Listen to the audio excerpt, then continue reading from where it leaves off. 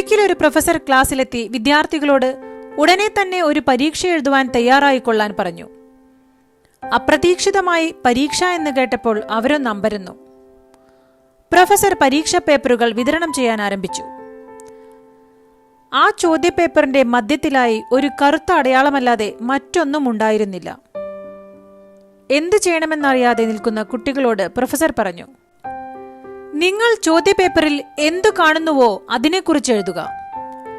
ഈ ചോദ്യത്തിന് അവർ തങ്ങളാലാവും വിധം ഉത്തരമെഴുതി. പ്രൊഫസർ ഉത്തരക്കടലാസുകൾ ശേഖരിച്ചു ഉറക്കെ വായിക്കാൻ തുടങ്ങി.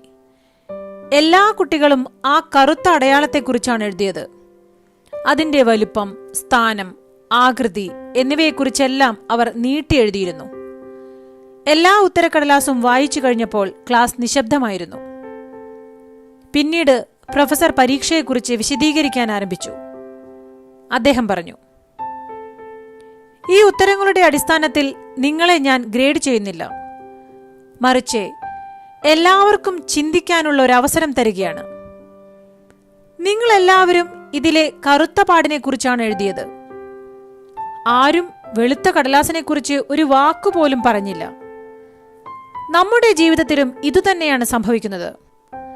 നമ്മുടെ ചെറിയ പ്രശ്നങ്ങളിൽ മനസ്സുടക്കി നിൽക്കും.